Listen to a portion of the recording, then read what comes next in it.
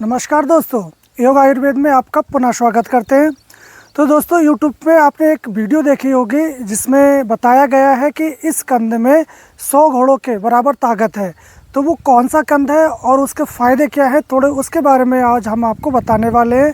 तो उसके लिए हम सीधी जंगल आ चुके हैं। जंगल में आपको दिखाएंगे कि वो किस प्रकार दिखता है, उसमें कितनी सच्चाई है, कि उसमें क्या वास्तव में 100 घोड़ों के बराबर पावर होती है। तो दोस्तों हम आपको दिखाते हैं वो कंद के बारे में।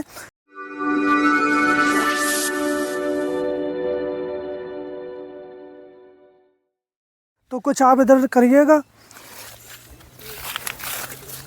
ये कंद है, इसको व्राही कंद के नाम से जानते हैं। इसकी जो लताएं कुछ ऐसे निकलती हैं, इसके छोटे छोटे पान जैसे पत्ते होते हैं और इसको कई क्षेत्रीय भाषाओं में भी अलग अलग नामों से जानते हैं, जैसे कि व्राही कंद, एयर पोटैटो, और इसका वर्टिकल नाम डाइसोकोरिया वल्वीफेरा है। और दोस्तों जैसे इधर दिखाओ थोड़ा, इस कंद के बारे में मैं और थोड़ी जानकारी दे दूं। इस पे आप देखो छोटे छोटे ये बाल दिखाई देते हैं, जैसे कि व्राह संस्कृत में कहते हैं सुअर को। थोड़ा इधर को भी दिखाओ मेरे फेस को ज़रा। तो जो विरहा है, विरहा को सुअर बोलते हैं। तो सुअर के ऊपर ऐसे छोटे छोटे बाल होते हैं, इसलिए इसको जो नाम है व्राही कंद के नाम से रखा गया है। सुअर के नाम के ऊपर इसको रखा गया है। तो इसमें ये काफ़ी पावरफुल औषधि होती है और ये जंगल में बारिश के बाद उगाती है और स्वतः उगने वाली होती है। जैसे कि इधर आप दिखा दो, इधर भी ये उगाया है। ये मिट्टी में ही जो है गिर जाते हैं इसके कंद, और ये पुनः इसकी जो है रूट निकाल के पत्ते वत्ते हो जाते हैं।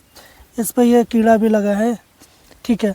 तो इस प्रकार से इसको झाड़ हो जाते हैं। इधर काफ़ी दूर तक दिखेंगे आपको, थोड़ा उधर भी दूर तक दिखेंगे। इसके पान जैसे पत्ते होते हैं।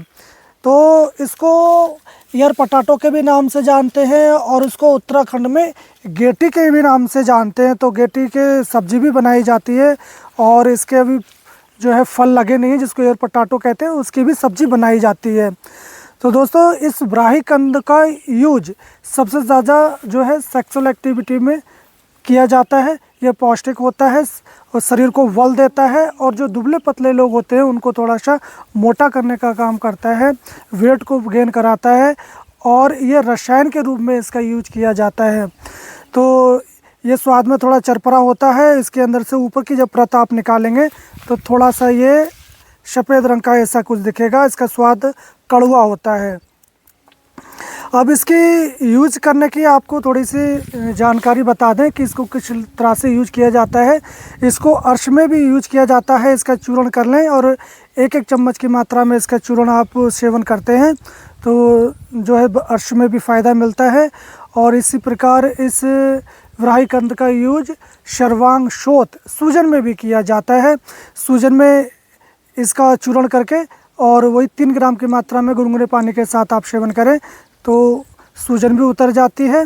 और इसके जो पत्ते ये जो व्राही कंद है ये कुष्ठघन होता है, सर्वांग की सूजन को कम करता है, मूत्रल होता है और उत्तेजक भी होता है। तो इसके पत्तों को अगर कहीं भी कुष्ठ है तो उस पर आप इसका लेप कर दें या इसके पत्तों को मसल कर वहाँ लगा दें। तो इस प्रकार इस व्राही कंद का यूज किया जाता है। और आपके एक कन्फ्यूज़न के लिए मैं एक और बता दूं कि व्राही कंद और बिदारी कंद दोनों अलग अलग वनस्पतियां हैं। ये जो मैं दिखा रहा हूँ ये व्राही कंद है, और जो बिदारी कंद होता है वो अलग औषधि है। तो आप भी कन्फ्यूज़न में ना रहें कि बिदारी कंद और व्राही कंद एक है, ये अलग है। इसको गेटी भी बोलते हैं जैसे मैंने बताया। तो इसका यूज जो है पाचन तंत्र को ठीक करने के लिए भी किया जाता है। इसके आप चूर्ण कर लें और उसमें मुलैठी डालकर आप इसका सेवन करवाते हैं तो आपका पाचन तंत्र भी ठीक होता है। अब बात करते हैं इसको उत्तेजना में या सेक्सुअल एक्टिविटी में या मोटापन के लिए इस वनस्पति का यूज कैसे करते हैं। तो उससे पहले इस वनस्पति का शोधन किया जाता है, क्योंकि ये विषैली मानी जाती है, कड़वी भी होती है और गले को पकड़ती भी है, थोड़ी चरपरी होती है।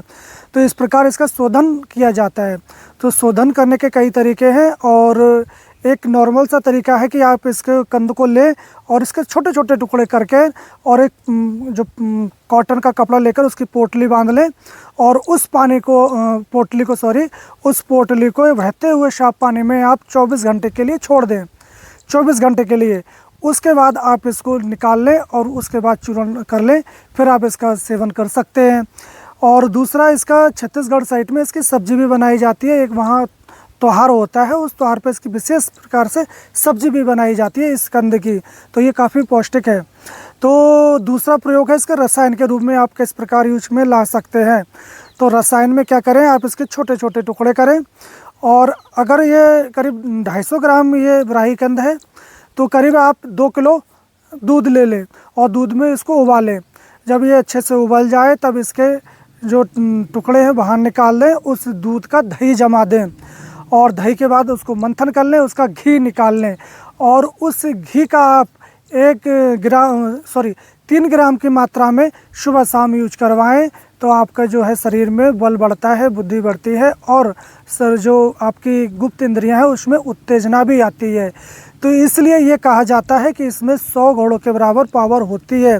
तो वास्तव में ऐसा नहीं होता कि 100 घोड़ों के बराबर पावर हो, मगर इसमें जो है पावरफुल होता है और ये शक्ति प्रदान करता है, शरीर में स्फूर्ति आती है और वजन भी बढ़ाता है। तो इस प्रकार इस वनस्पति का यूज किया जाता है। वैसे तो इसके बहुत सारे फ़ायदे हैं। आप इस वनस्पति को किस तरह से यूज करते हैं, कौन सी बीमारी में करते हैं, आप हमें कमेंट बॉक्स में ज़रूर बताएं। और इस बराही कंद का यूज आप अगर विशेष बीमारी में करना चाहते हैं तो जो आपके आसपास के जो वैद्य है या जो जड़ी बूटी के जानकार है उसकी निगरानी में आप कर सकते हैं, क्योंकि ये वात और कफ का ये शमन करती है। ये थोड़ी सी गर्म तासीर की होती है, ये पित्त को बढ़ाती है, तो इसलिए आप इस औषधि का किसी वैद्य के अनुसार यूज में ला सकते हैं। तो दोस्तों, आज इसकी महत्वपूर्ण जानकारी हम यहीं समाप्त करते हैं। एयर पोटैटो या डाइसोकोरिया विल्फेरा की ये महत्वपूर्ण जानकारी यहीं समाप्त करते हैं और हम कल फिर मिलेंगे एक नई औषधीय जानकारी के साथ। तब तक आप स्वस्थ रहें, मस्त रहें। जय हिंद।